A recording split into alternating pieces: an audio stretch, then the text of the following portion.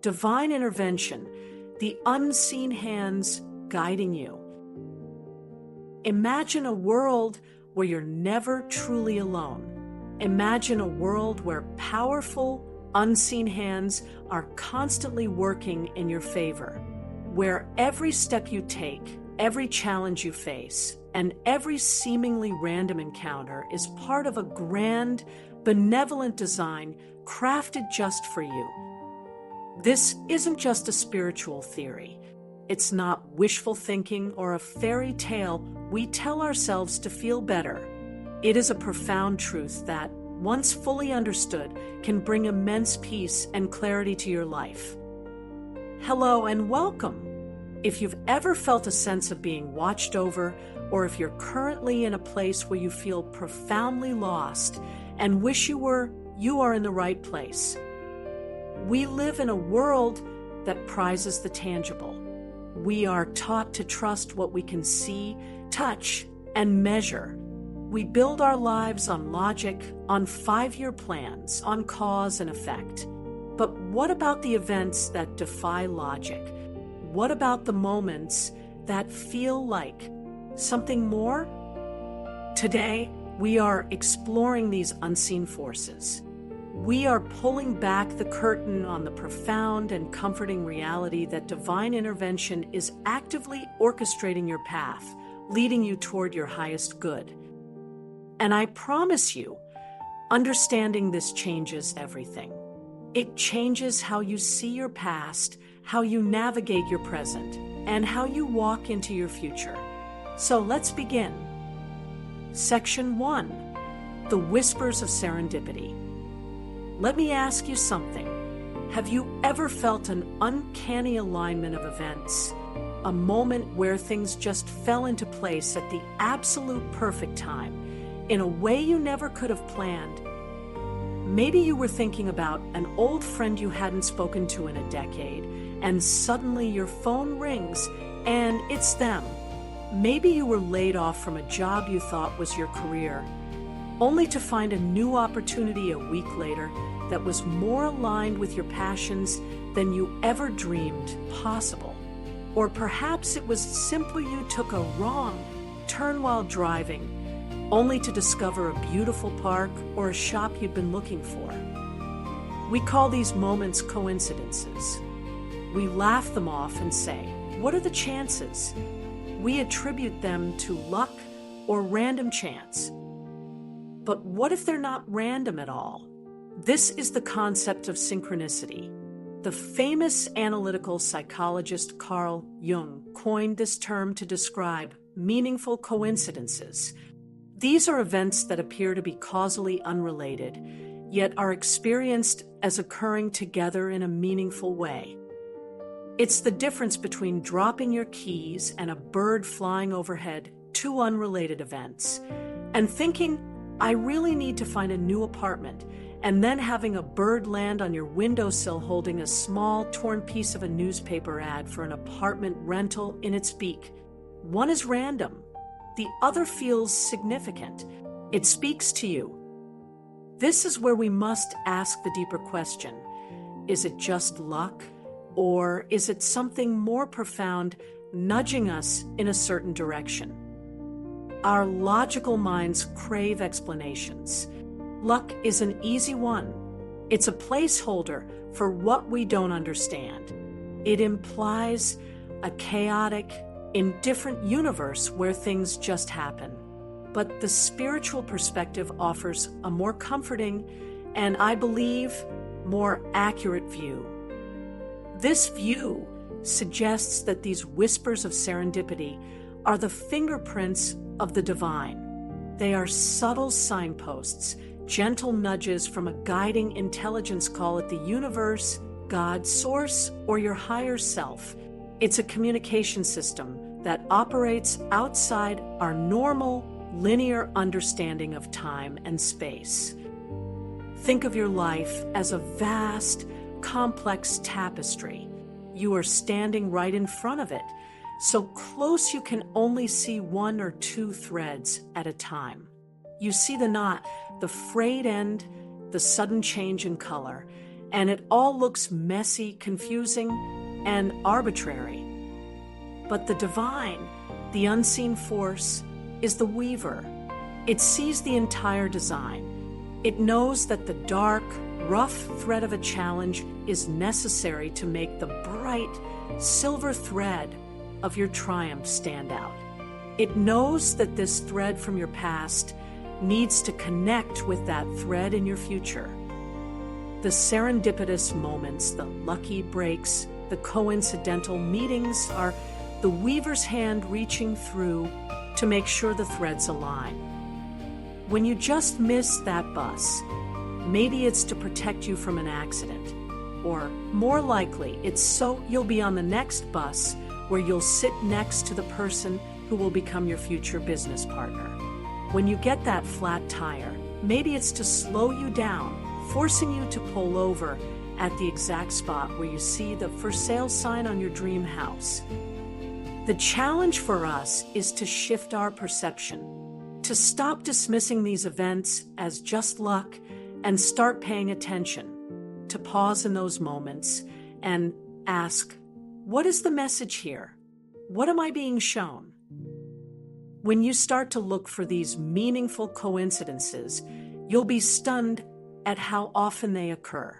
It's like buying a red car suddenly. You see red cars everywhere.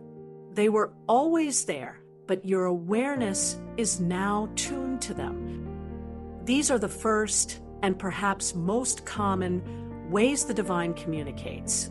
They are the gentle whispers before the louder signs. They are the universe's way of saying, yes, you're on the right path, or psst, look over here. Section 2, Signs from the Universe. If serendipity is the subtle nudge, then signs are the more direct messages.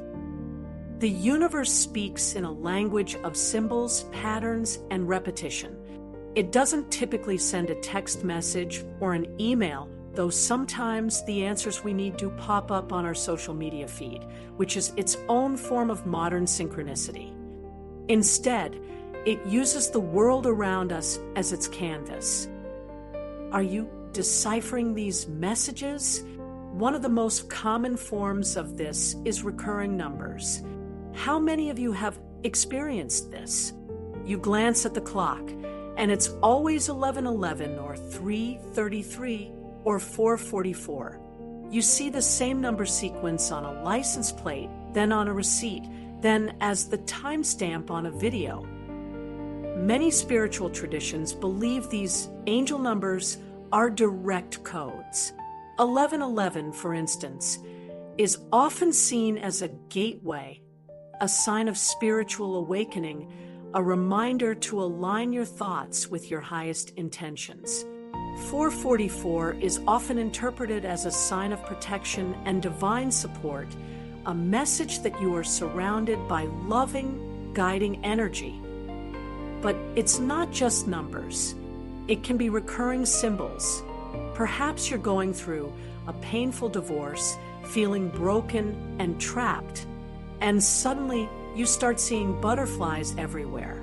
On a coffee mug, in a painting, a real one landing on your car.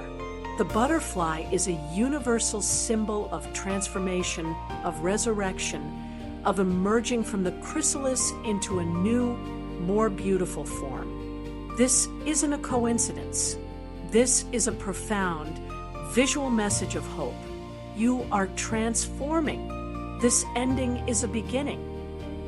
Maybe for you, it's a specific animal, a hawk that seems to follow you on your drives, symbolizing vision and perspective, a dragonfly, symbolizing change and adaptability. These signs often intensify when you are at a crossroads or asking for help.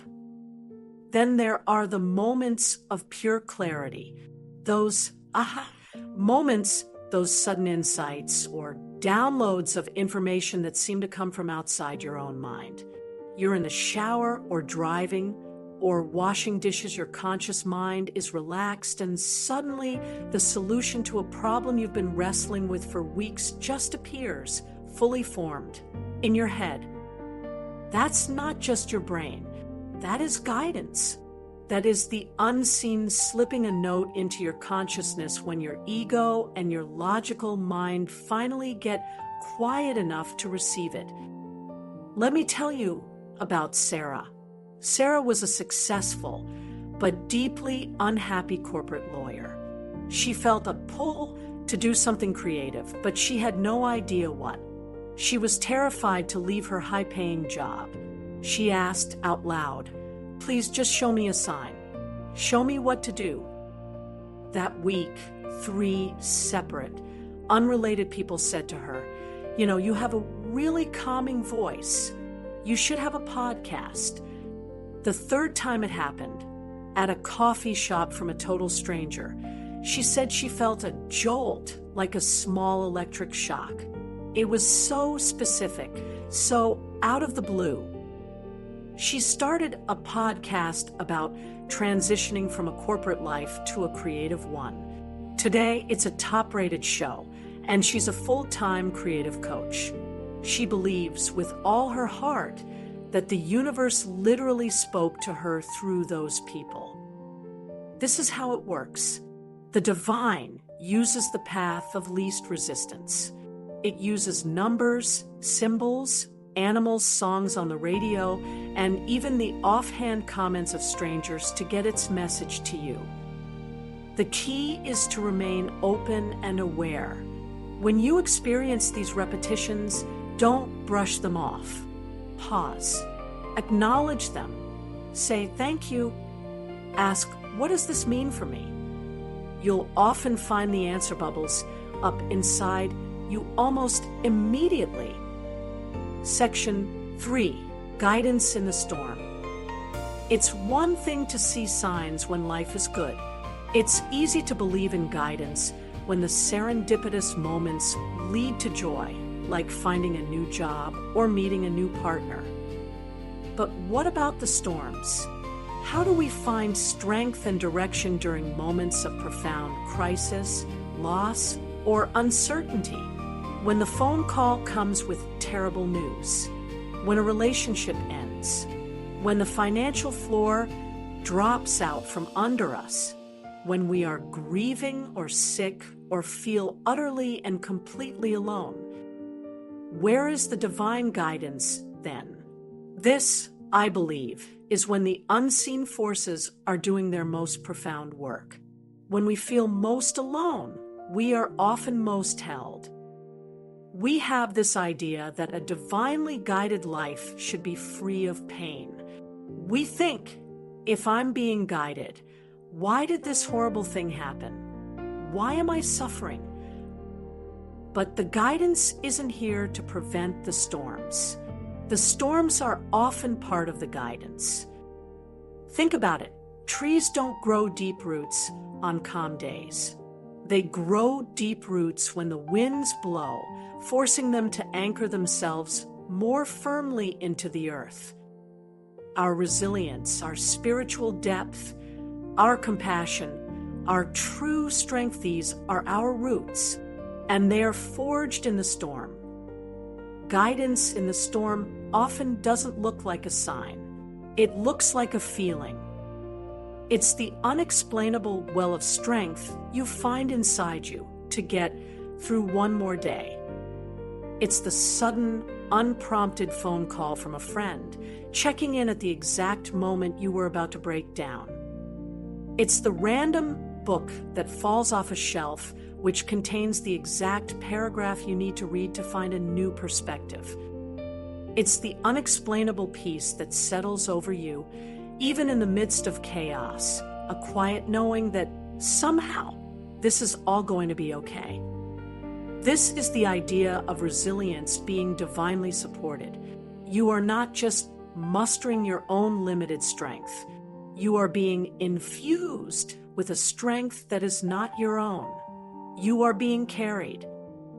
I want to share a personal testimony, a story from a viewer named Mark.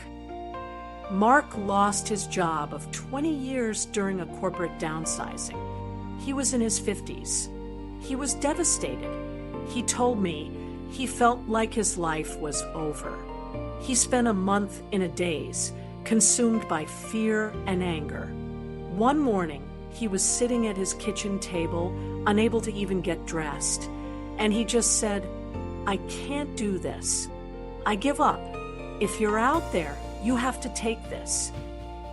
He said in that moment of total surrender, an idea popped into his head. It was so clear: go to the community college. He had no idea why. He wasn't going to retrain, but the nudge was so persistent. He just got in his car and drove there. He walked into the student center, and on the community bulletin board, there was a small handwritten flyer seeking guest lecturer for small business class. "My husband, a carpenter, is sick and can't make it tonight." Mark had been a hobbyist woodworker his entire life. It was his one true passion. He called the number. He gave the lecture that night. The professor was so impressed, she connected him with someone, and long story short, Mark now runs a successful artisanal woodworking business. He builds custom furniture. He told me, "I am happier than I have been in my entire life. I had to lose the life I thought I wanted to be pushed into the life that was waiting for me. That guidance in my kitchen didn't just save my finances. It saved me." Mark's story is a perfect example. The storm losing his job was the catalyst. The guidance didn't stop the storm. It provided the arc. It provided the unexpected pathway out. When you are in your darkest moment, surrender. Say, "I don't know what to do. Please guide me." And then look for the very next, smallest step. It won't be a 10-point plan. It will be: call this person, read this article, go for a walk. That is divine intervention in action. Section 4, the role of intuition and inner knowing. So, we've talked about external sign serendipity, numbers, symbols, and guidance in crises. But what about the most powerful, most personal, and most constant form of guidance you have? I'm talking about your intuition, your inner knowing. This is the divine's built-in GPS. It's the unseen force living inside of you. But in our noisy, externalized world, this is the voice we are most trained to ignore. We are taught to trust experts, data, reviews, and other people's opinions before we trust that quiet, still voice within. Let's first understand the difference between the different inner voices. Instinct.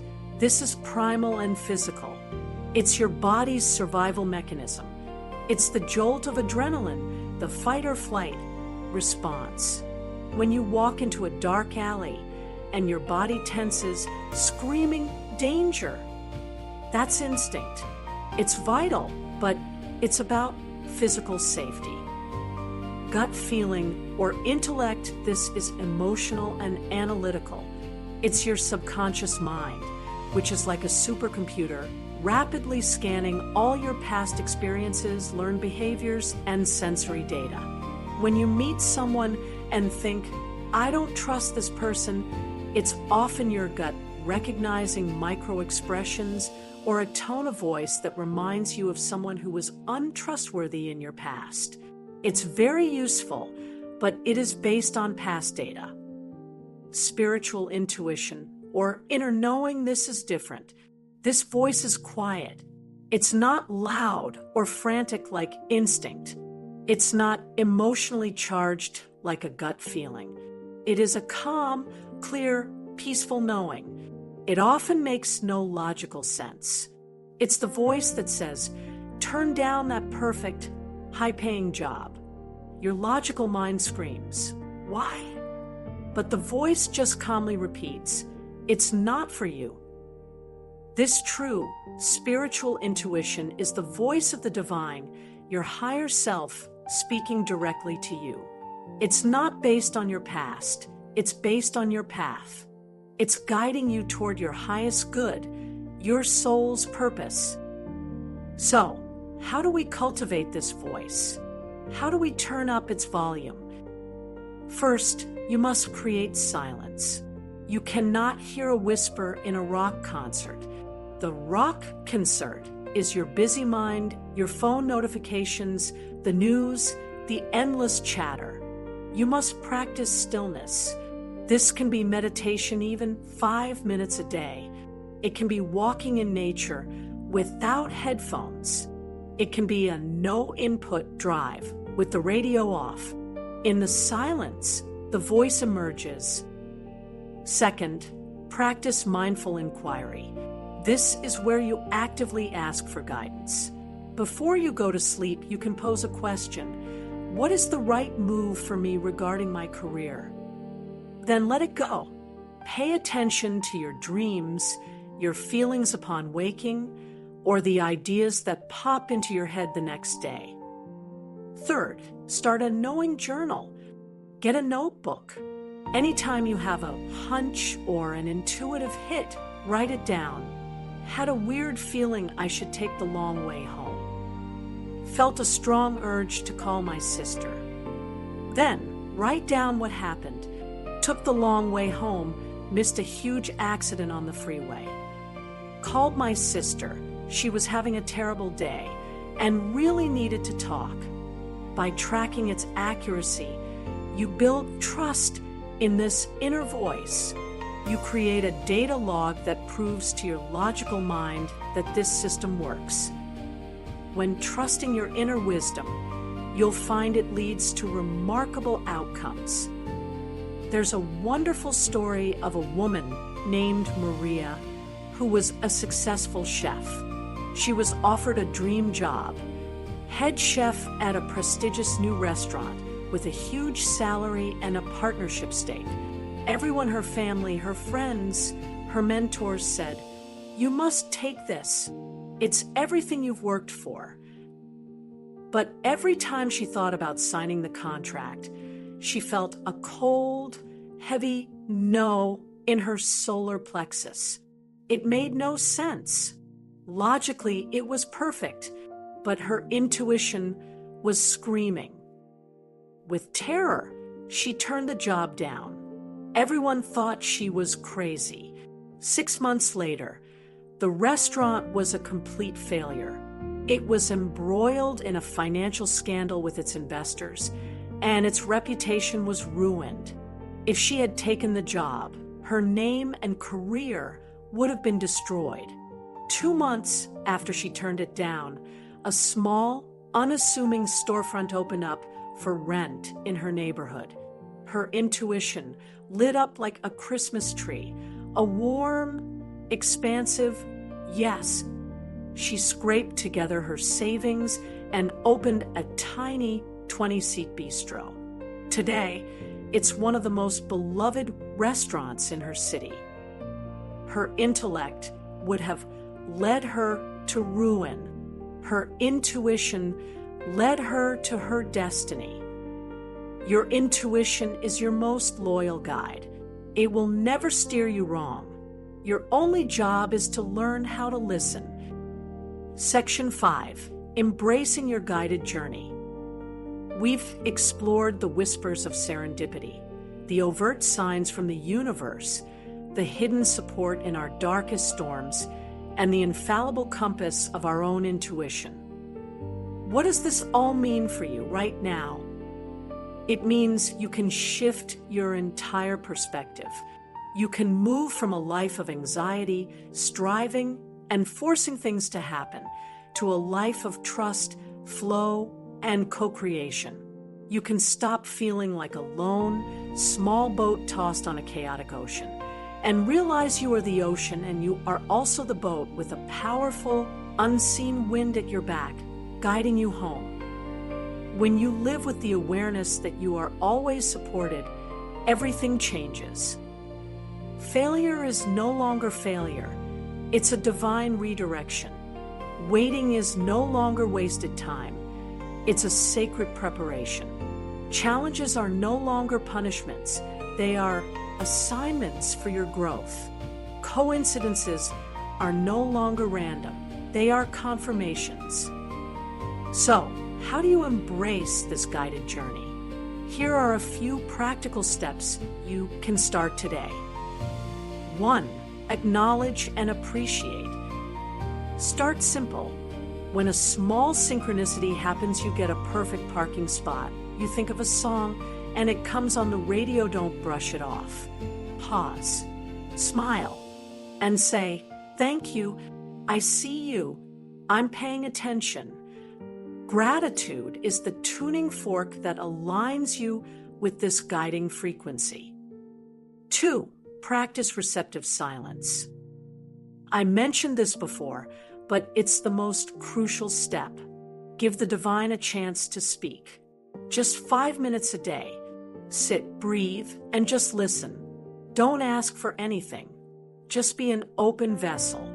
This is where the aha moments, the downloads, and the deep feelings of peace will find you. 3. Reframe your problems. Take one thing you are currently struggling with, a difficult boss, a financial worry, a health issue.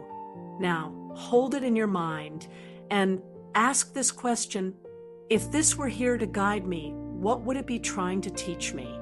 Where is it trying to move me? Is that difficult boss trying to teach you to set boundaries, or pushing you to finally look for a new job? Is that financial worry pushing you to reevaluate what you truly value? This reframe shifts you from victim to empowered co-creator. 4. Follow the energy breadcrumbs. The divine guides you through feelings. When something feels expansive, light, joyful, or just right, even if it's scary, that's a yes. That's a breadcrumb. Follow it. When something feels heavy, draining, tight, or off, even if it looks perfect on paper, that's a no. That's a closed door. Your only job is to take the next step that feels like a yes. You don't need to see the whole staircase, just the next step. You are part of a grand, benevolent, and intelligent universe that is conspiring at all times for your highest good. You are not being tested. You are not being judged. You are being guided. Embrace your unique path. Stop comparing your journey to someone else's. Their path is not yours. The guidance you receive is tailored perfectly for you. Trust the timing of your life. Trust the detours. Trust the storms. And trust that quiet, persistent voice inside you. You are not alone. You have never been alone. And you will never be alone. You are seen, you are known, and you are infinitely loved by the unseen forces that are this very second orchestrating a beautiful life for you. All you have to do is open your eyes, quiet your mind, and say yes. Thank you for joining me on this journey today. If this resonated with you, share your own experiences with synchronicity or guidance in the comments below. I read them all. And if you want to continue exploring these profound truths, be sure to subscribe. If this helped you, please like, subscribe, and share with someone who needs it. Drop a thanks in the comments, and we'll pray for your healing journey. May God give you peace. Thank you for watching.